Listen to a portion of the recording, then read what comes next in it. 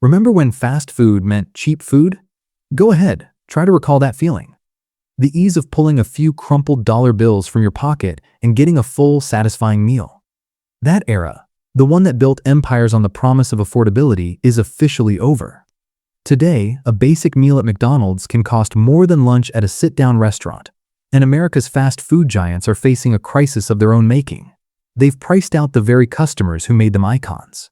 In what might go down as one of the most self-destructive business pivots of the decade, the Golden Arches and its rivals abandoned their core promise, and now, customers are abandoning them right back. Let's just look at the numbers, because they are genuinely staggering. In 2019, a Big Mac meal, that classic combo of burger, fries, and a soda, averaged about $6 nationwide. Today, that same meal will set you back more than $10 in most places. And if you're in a city like New York or San Francisco, you could be looking at $18. 18. That's an increase of nearly 70% in just 5 years. And it isn't just the signature items. The McDouble, once the absolute bedrock of the McDonald's dollar menu, a true staple for anyone on a budget, now costs $3 in most locations. That's a 200% increase from its original price. Now, these are not gentle, inflation-matching adjustments. The Consumer Price Index, the general measure of inflation, rose about 20% in that same 5-year period. This means fast food prices have outpaced inflation by more than 3 times. And the timing of this is what's so shocking. These massive hikes happened while millions of Americans were navigating the economic whiplash of a pandemic, followed immediately by the highest inflation we'd seen in 4 decades. Just when people needed affordability the most affordable option decided it didn't want to be affordable anymore. The result was predictable: a mass exodus of customers. In early 2024, McDonald's reported a 3% decline in same-store traffic, the first drop of its kind in years. Burger King, Wendy's, Taco Bell, they're all seeing the same pattern. Overall, fast food traffic has fallen nearly 8% among middle-income Americans just since 2022. Analysts say it's a fundamental break in consumer psychology. Fast food's value wasn't just about being cheap. It was about being noticeably cheaper than the alternatives. When that gap disappears, the entire reason for choosing it disappears too. Economists have a term for this: demand destruction.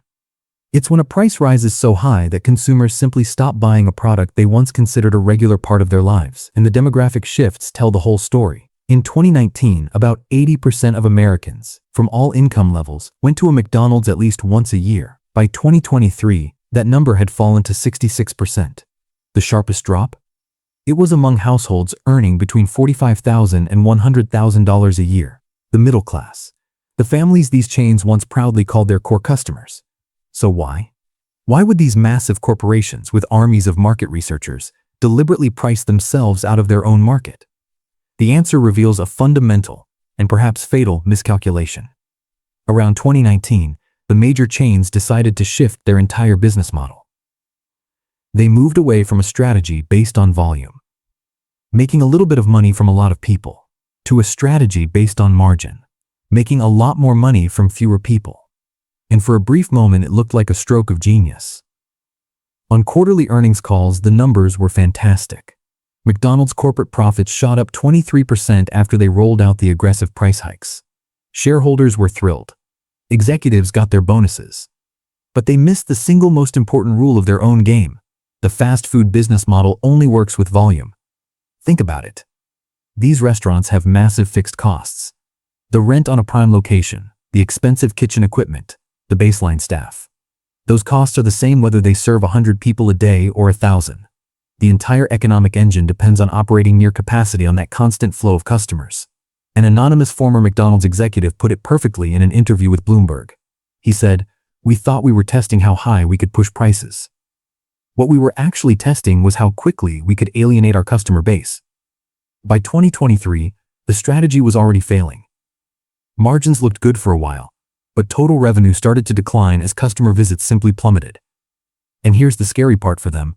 Once a customer finds a new routine, a new place for their Tuesday lunch, winning them back is exponentially harder. This is where the story gets really interesting, because fast food chains basically painted themselves into a corner. As their prices climbed into the double digits, The price gap between a drive-thru and a casual sit-down restaurant all but vanished. Suddenly, a $12 Big Mac meal doesn't look so good next to a $15 lunch special at the local Chili's or Applebee's. The special that comes with table service, real plates, better ingredients, and a place to actually sit down and relax. And those casual dining chains saw the opportunity immediately. They launched aggressive lunch specials aimed squarely at the exact customers fast food was pushing away.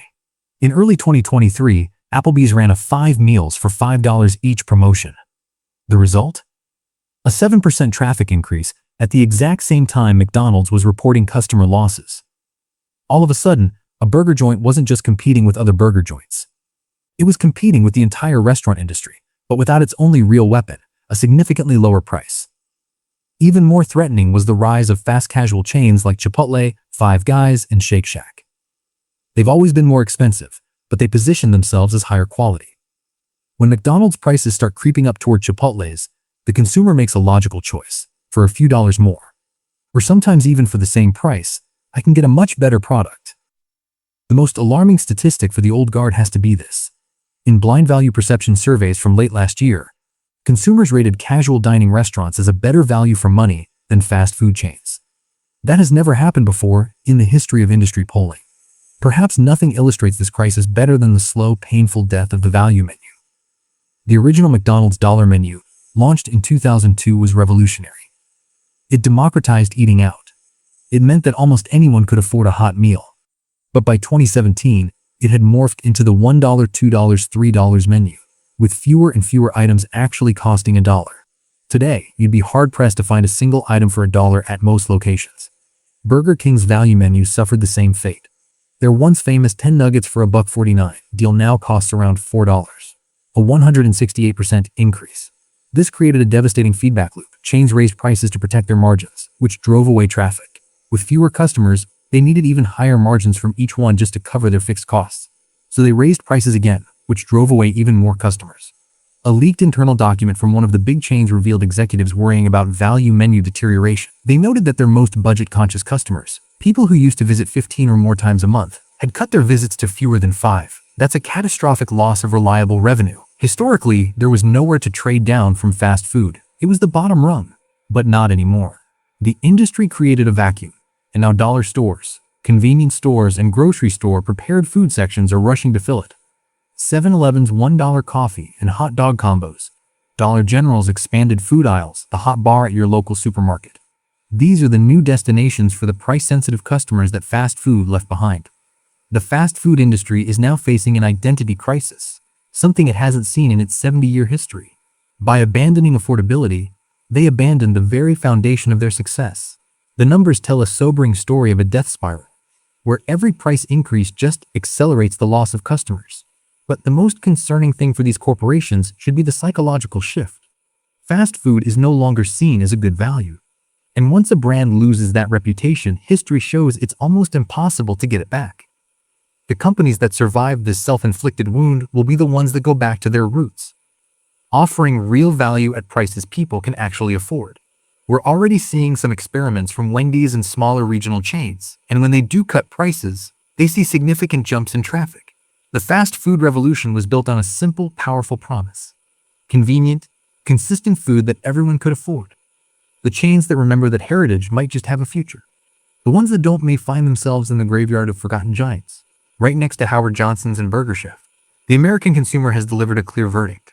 If fast food doesn't have fast food prices, we'll just eat somewhere else. So what about you? Has your fast food habit changed as the prices have gone up? Drop a comment and let us know what you're doing instead. Are you cooking more, finding cheaper local spots, or are you splurging on better restaurants now that the cost is about the same? If you found this video insightful, please hit the like button and subscribe for more deep dives into the economic trends reshaping our everyday lives. Thanks for watching, and I'll see you in the next one.